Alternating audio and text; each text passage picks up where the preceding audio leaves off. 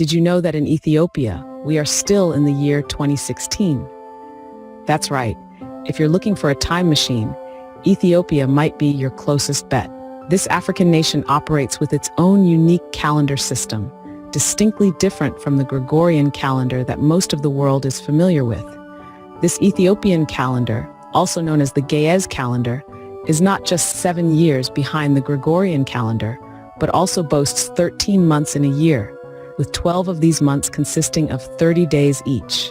The 13th month, known as Pagume, is a 5 or 6 day month, depending on whether it's a leap year or not. But why this difference? The Ethiopian calendar is rooted deeply in the country's cultural and religious traditions. It's tied to the Coptic Orthodox Church, which has been a part of Ethiopian life for centuries. You see, the calendar's discrepancy with the Gregorian calendar is based on differing beliefs about when Jesus Christ was born. While the rest of the world follows the Gregorian calendar, which believes Christ was born in 1 AD, Ethiopia's Coptic Orthodox Church believes he was born in 7 BC, hence the 7-year gap. Now, this unique calendar system isn't just a fun fact. It profoundly influences daily life and celebrations in Ethiopia. The new year, or Enkutataash, doesn't start on January 1st, but on what the Gregorian calendar marks as September 11th or 12th. Christmas, that's celebrated on January 7th, not December 25th. And the list goes on. For tourists, this can add a fascinating layer to their travel experience. Imagine celebrating New Year's Eve in September, or having the chance to revel in 2 Christmases in a year. The Ethiopian calendar is more than just a way of marking time. It's a reflection of the nation's rich history, cultural diversity, and deep-seated traditions. So if you ever feel like time is running too fast, maybe a trip to Ethiopia could turn back the clock. Next time you sip your morning coffee, remember that this worldwide addiction started in Ethiopia. Let's weave a tale, a legend if you will, about a certain Ethiopian goat herder named Kaldi. One day, Kaldi noticed something peculiar about his goats. After nibbling on the red berries from a specific tree, they became unusually energetic, almost as if dancing. Intrigued by this, Kaldi decided to taste the berries himself, and he too felt an instant surge of energy. Unable to keep this magical discovery to himself, Kaldi shared it with a local monastery.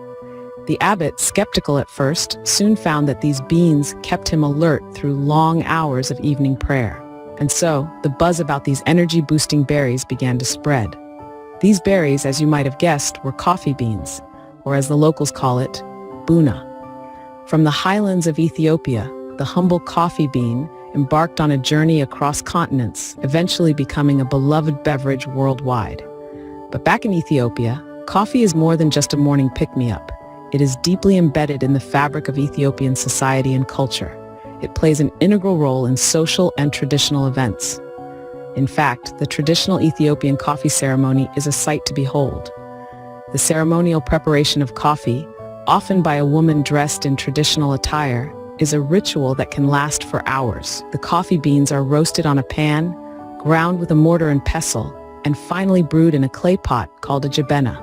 This ritual is an invitation to socialize, to slow down and savor not just the coffee, but the moment itself.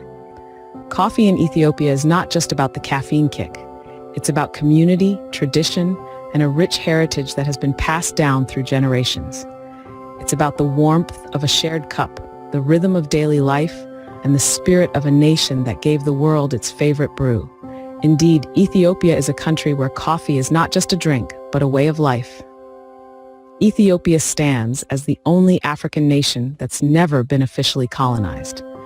This statement is not just a testament to the resilience of Ethiopia, but also a unique aspect that sets it apart in the tapestry of African history. Ethiopia's rich history is a saga of undying spirit and unyielding resistance. In the late 19th century, when the scramble for Africa was on and European powers were claiming territories left, right, and center, Ethiopia stood firm. The Battle of Adwa in 1896 was a turning point where Ethiopian forces led by Emperor Menelik II resoundingly defeated the Italian army, marking one of the first major victories of African forces over a colonial power. This victory was not just a military triumph, but also a symbol of hope and resistance for other African nations under colonial rule. Ethiopia's uncolonized status is not just a historical footnote, but a badge of honor that has shaped the country's identity and culture. This unique history has had a profound impact on Ethiopia's culture, making it distinct from other African nations. The country's traditions, languages, and even its calendar system are untainted by foreign influences, offering a pure depiction of indigenous African culture. The spirit of independence permeates through every facet of Ethiopian life. This is evident in the country's diverse musical traditions, its unique script, and the distinct flavors of its cuisine, which stands out in the African culinary scene. Ethiopia's uncolonized status also paved the way for it to play a significant role in international politics. It was a founding member of the United Nations and the African Union, and it has often been a voice for the continent on the global stage. In Ethiopia, the past has left a proud and independent legacy. This legacy continues to shape the country's present and future, making Ethiopia not just the only African country never colonized, but a beacon of resilience, strength, and cultural richness. In Ethiopia, you could wake up speaking one language and go to bed speaking another. This is the reality of life in a country where over 80 languages echo through the bustling streets, across the vast landscapes, and within the walls of countless homes. Ethiopia is a linguistic treasure trove, a testament to the country's cultural richness and diversity. Each language tells a story, a narrative woven into the fabric of the nation's history, its people, and its traditions. From the highlands to the lowlands, from the urban centers to the rural villages, each corner of Ethiopia sings its own unique linguistic song. Among the myriad of languages spoken, Amharic, Oromo, and Tigrinya take center stage, used by the majority of Ethiopians. But the linguistic landscape extends far beyond these three. Languages like Sidamo, Wolaita, and Afar, though less widely spoken, are just as significant, each a vibrant thread in Ethiopia's rich cultural tapestry. However, it's not just about the number of languages. Each dialect is a window into a unique culture, a different way of life. They reflect the country's varied ethnic groups, each with its own traditions, beliefs, and ways of seeing the world. The languages of Ethiopia are more than just means of communication. They are the heartbeat of its diverse communities, the voice of its people. Even more intriguing is the fact that many Ethiopians are multilingual, often fluent in 2 or more languages. This linguistic versatility is a testament to the country's interconnectedness, a bridge that links its diverse cultures and communities. It's a melting pot of voices, a symphony of sounds that resonates with the beauty of diversity.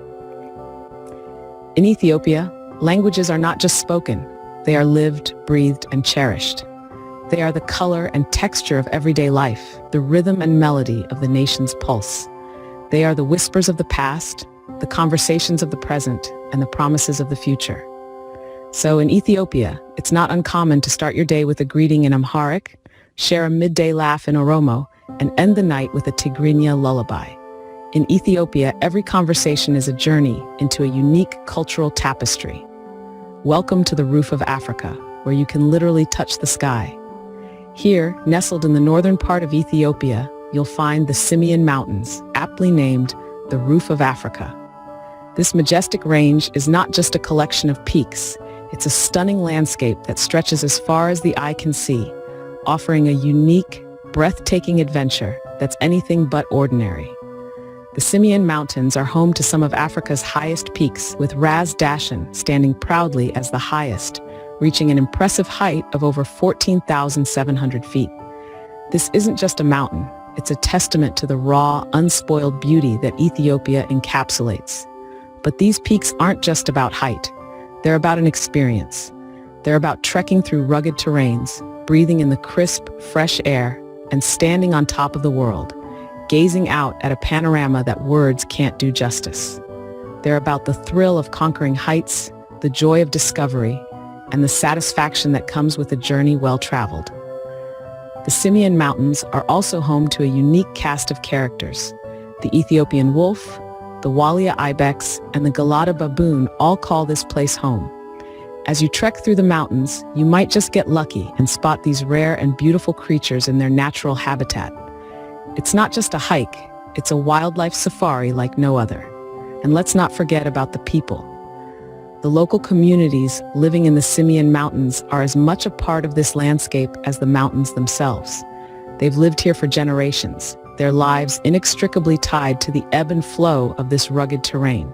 Their warm welcomes, vibrant cultures, and enduring spirit add a human touch to your mountain adventure. So if you're looking for a different kind of high, Ethiopia's Roof of Africa awaits you.